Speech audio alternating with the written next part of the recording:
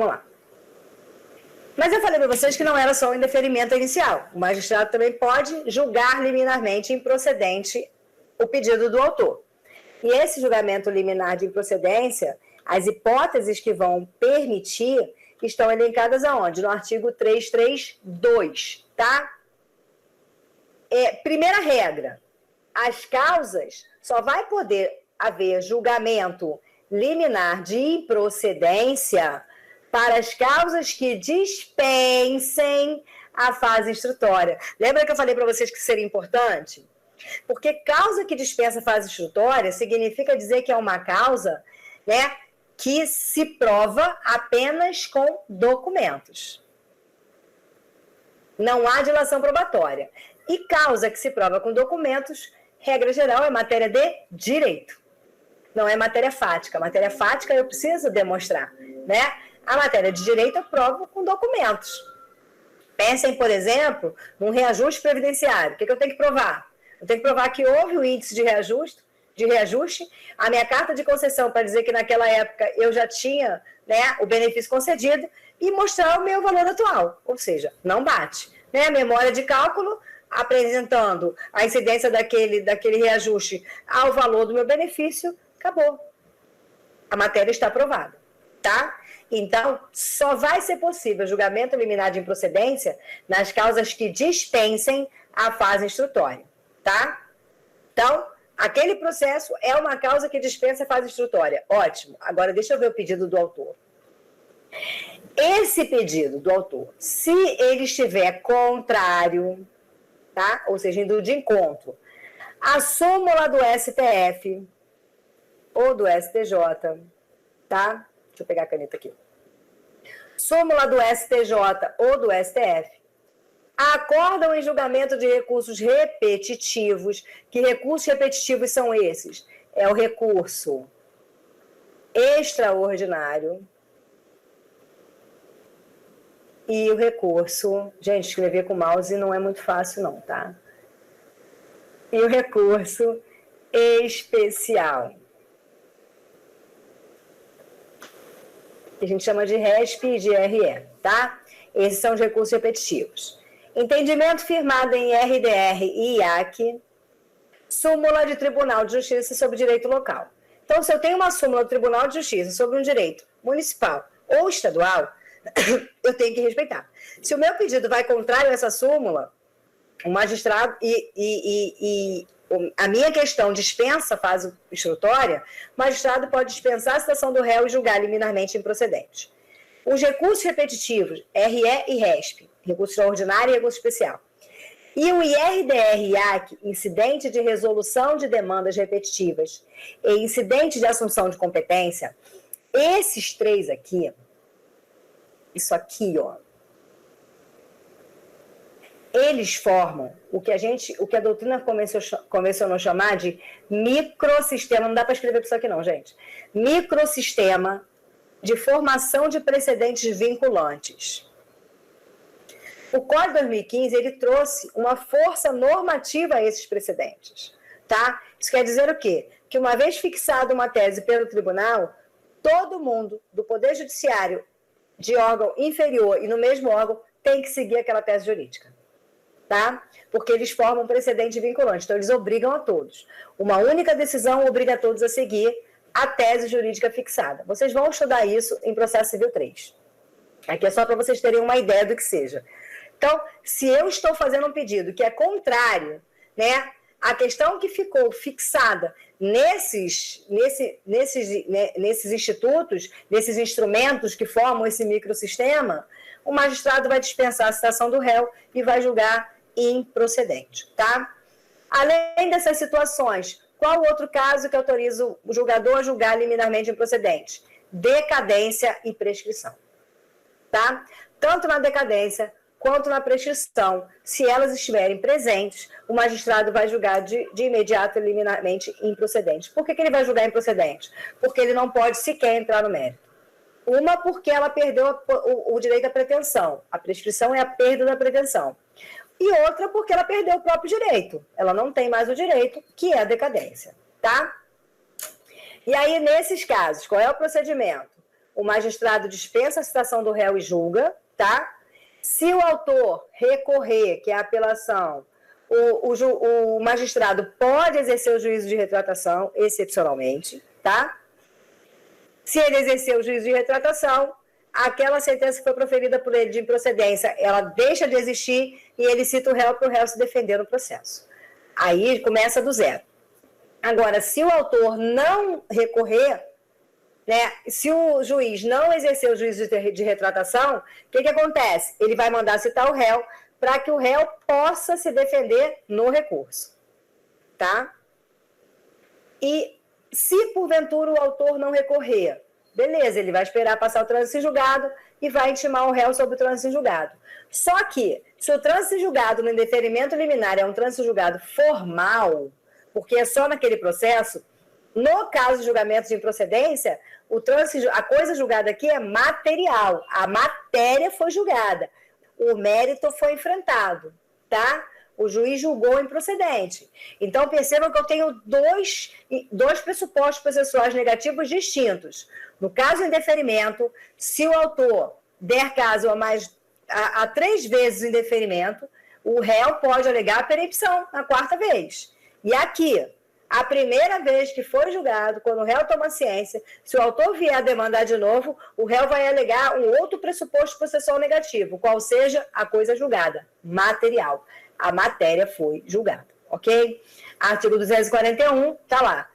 Transitado julgada a sentença de mérito, proferida em favor do réu antes da citação, incumbe ao escrivão ou chefe de secretaria comunicar-lhe o resultado do julgamento, ok? A gente viu o que o magistrado podia fazer, né? E o objetivo é o quê? É que ele cite o réu, porque a gente sabe que só quando citar o réu é que a gente vai ter a estabilização da demanda e o meu processo vai poder se desenvolver, não é isso? Então, agora, já que a gente já viu a emenda e deferimento e a possibilidade de julgamento liminar de improcedência, a gente fala efetivamente da citação do réu. Citação é o ato pelo qual são convocados, porque ela serve para dar ciência, tá? Apenas ciência. São convocados o réu, o executado ou o interessado para integrar a relação processual, tá? Por isso que a gente fala que ela é indispensável para o desenvolvimento válido do processo. Agora, preste atenção, eu tenho exceção. Quais as exceções? Onde é que eu vou ter o processo válido, se desenvolvendo, sem a citação do réu? A gente acabou de ver. No deferimento da petição inicial ou no caso de improcedência liminar do pedido, tá? Essa citação, ela pode ser válida ainda que quem ordenou a citação foi o juiz incompetente. E por que ela pode ser válida? Por que ela é válida ainda que o juiz incompetente tenha ordenado essa citação? Por uma questão de lógica. Olha só.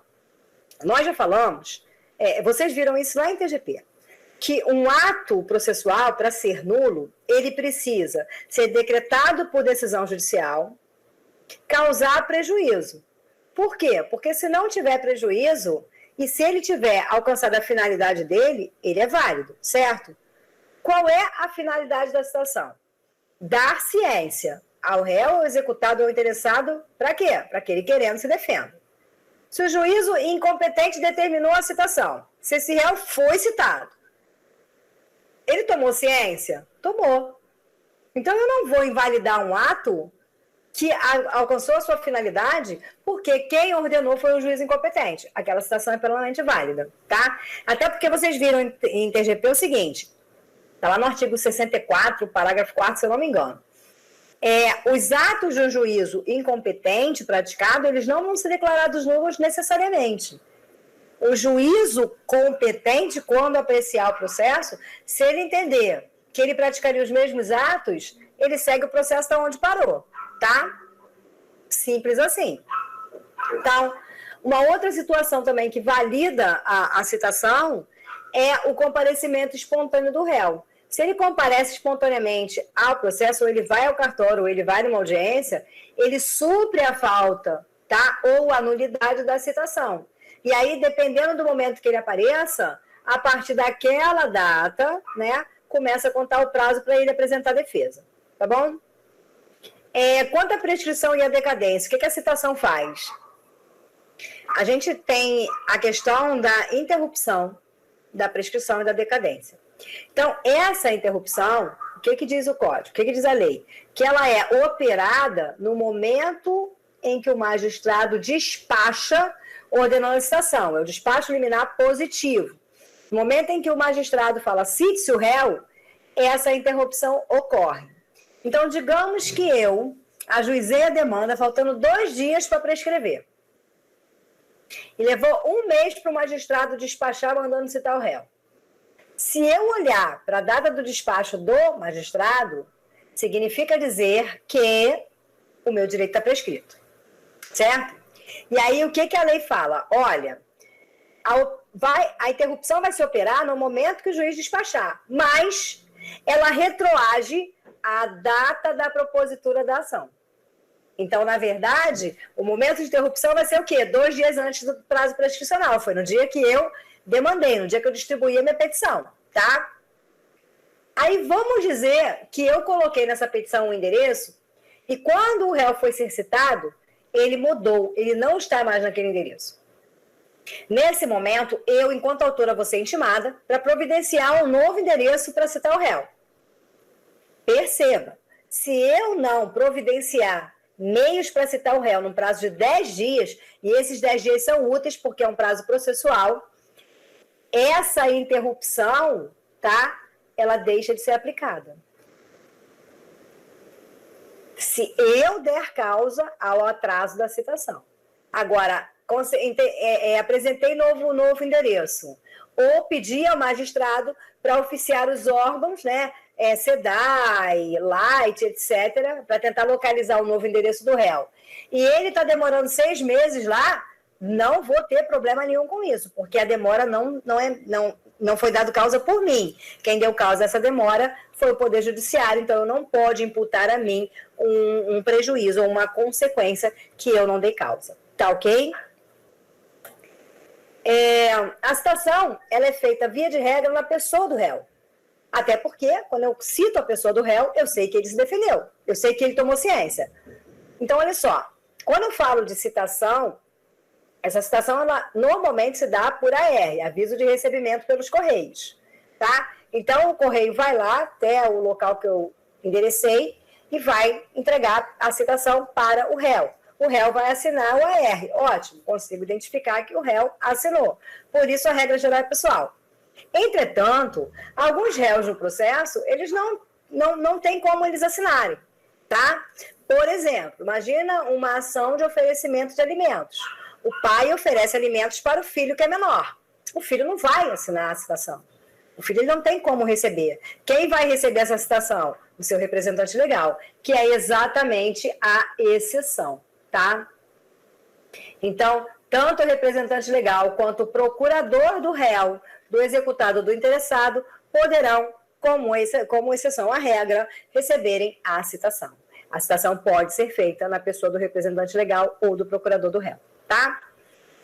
E se citando, ou seja, se aquele réu não estiver, se eu não conseguir, se ele estiver ausente, a gente tem 3 situações que a gente tem que observar. Primeira, na pessoa do mandatário, na pessoa do seu mandatário, administrador,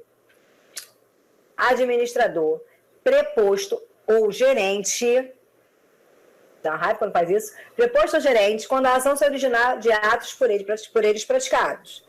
Na pessoa do administrador, encarregado por receber aluguéis, nos casos em que o meu locador, ele se ausentou do Brasil, mas ele não me comunicou quem fica no lugar dele para receber a citação. Então, quem vai receber? Vai ser citada exatamente a imobiliária que me cobra aluguel, tá? Já que eu não tenho ninguém específico que está no lugar daquele meu locador para receber as citações, a imobiliária pode receber ou qualquer outro que receba, que fique responsável por receber os meus aluguéis. E, por fim, perante o órgão da advocacia pública, a AGU, a Procuradoria, quando, né, eu estiver demandando contra a União, Estado, Distrito Federal, município e suas respectivas autarquias e fundações de direito público. Ok? Em alguns momentos, essa citação ela não poderá ser feita. A gente já vai ver, tá? Ela pode ser feita em qualquer lugar que se encontre o réu, o executado ou o interessado. Então, eu não sei direito o endereço do réu, mas eu sei que ele fica sempre na banca de jornal, que fica na esquina da Rio Branco com a... Gente, deu branco aqui, Ruas do Centro. Rio Branco com a... Deu branco. Tá. Rio Branco com qualquer outra rua lá. Aí eu informo para o juiz. Olha só, o réu, ele sempre fica na parte da tarde, numa banca de jornal que fica entre a Avenida Rio Branco e a rua tal, na altura do número tal. E lá ele vai ser citado, tá? Não há problema nenhum dele ser citado lá. A única questão que a lei faz o ressalva é em relação ao militar. Eu não posso citar o militar na unidade em que ele serve se eu tiver conhecimento da residência dele, se ele estiver nessa residência. A autorização para eu citar o réu na unidade que ele serve é quando eu desconheço a residência dele ou quando ele não for encontrado na residência, tá? Isso vai estar no parágrafo único do artigo 243. Uma vez válida a citação, a gente tem algumas consequências, tá? Porque uma vez que é válida a citação, o réu tem ciência. Então, a partir desse momento, vai haver a litispendência, ou seja, se houver uma outra demanda, né, igual, ela vai ter que ser extinta, porque já existe uma demanda seguindo, né, em busca de uma decisão, então já induz a litispendência.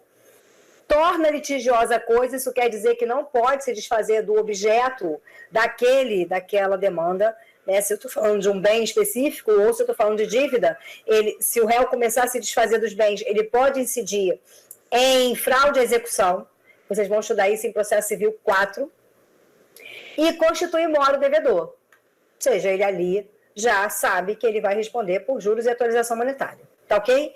Só que não necessariamente a citação válida vai sempre definir a constituição em mora do devedor. O Código Civil ele traz duas exceções.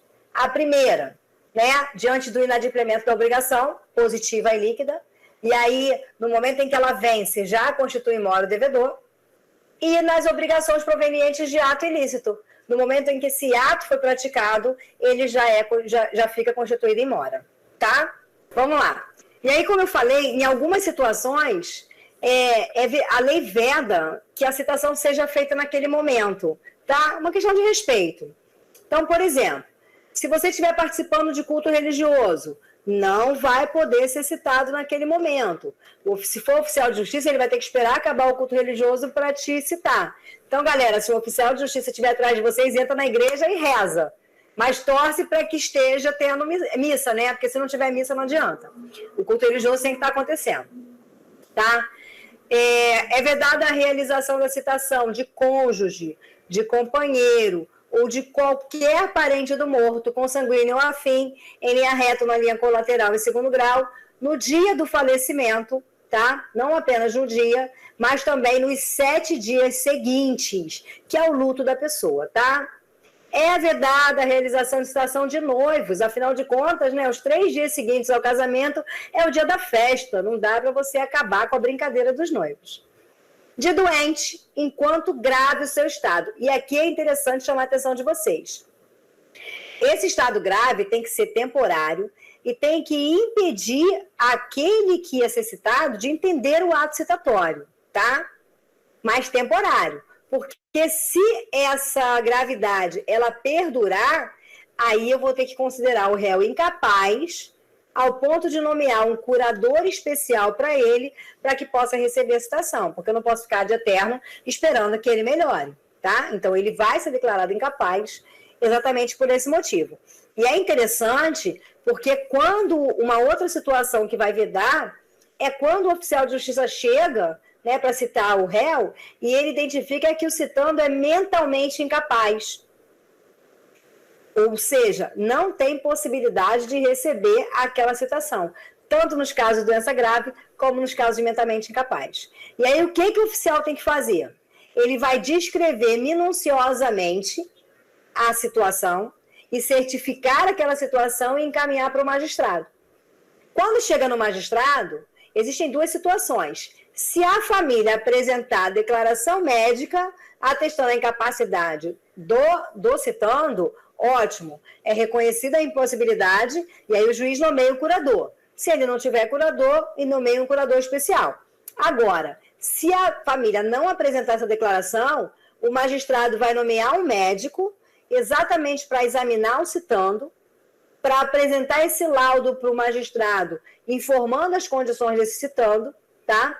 E aí, nesse caso, o laudo apresentado, se comprovar a incapacidade mental do citando, aí, mais uma vez, o magistrado, reconhecendo a impossibilidade, ele nomeia o curador e determina a citação do réu na pessoa do curador. E aí, esse curador vai defender os interesses desse citando.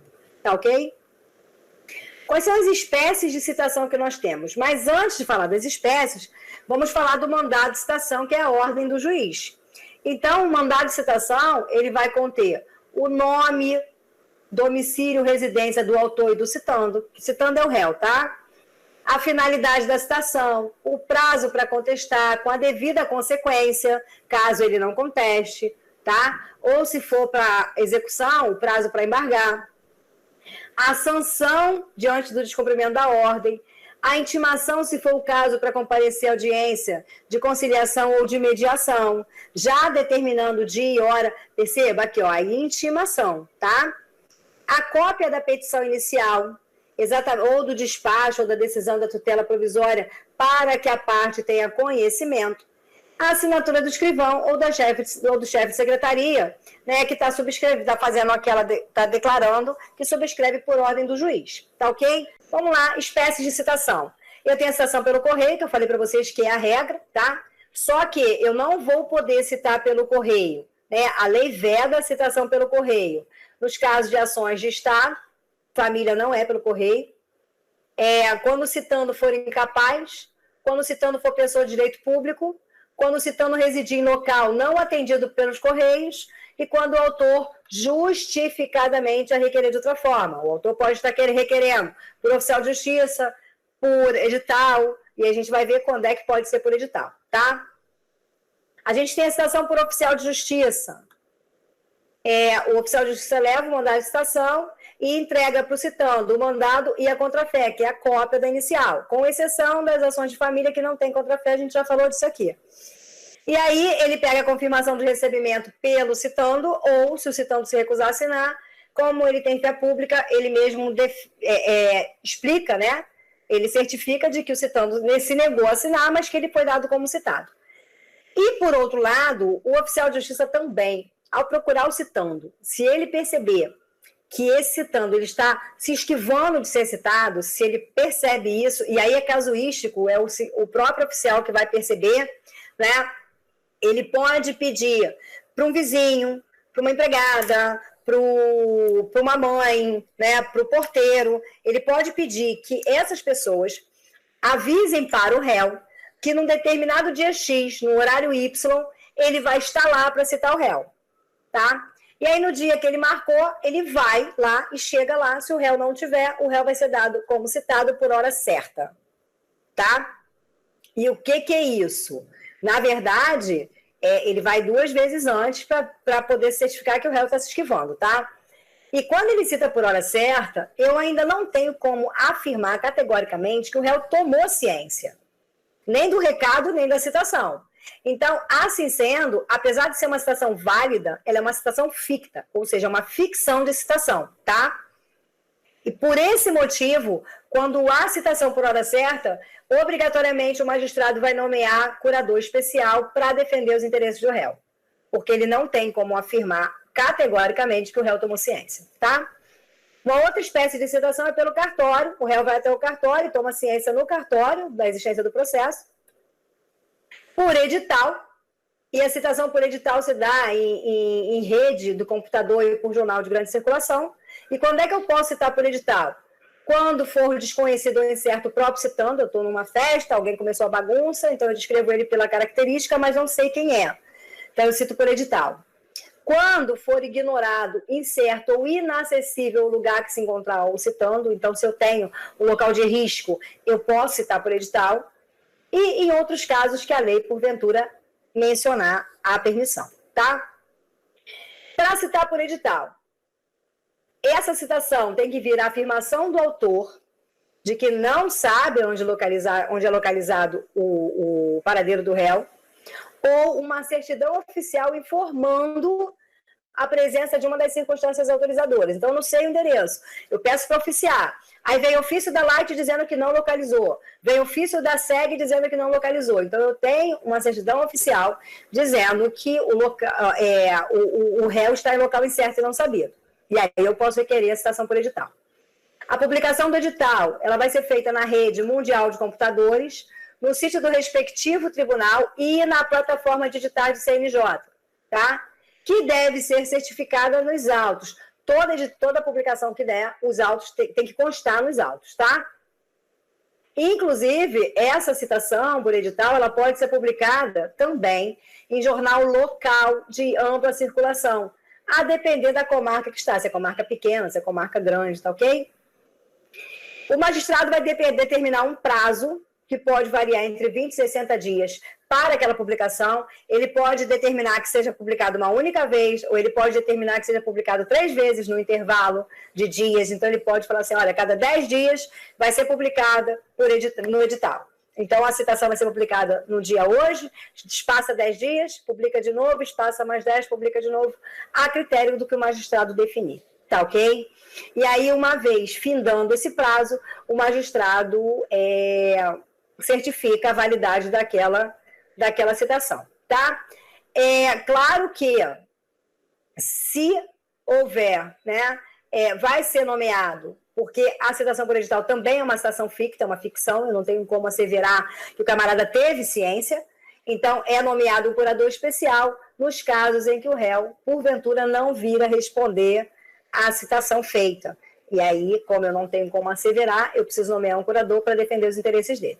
Se, porventura, o autor falar que esse réu está em local incerto ou não sabido, ou local de difícil acesso, coisa do gênero, dolosamente, ele pode incidir numa multa até 5 salários mínimos, que vai se reverter exatamente ao citando, por conta da má-fé dele, ou seja, do dolo. Ele teve a intenção de fazer com que o réu ele não tivesse conhecimento da citação, tá ok?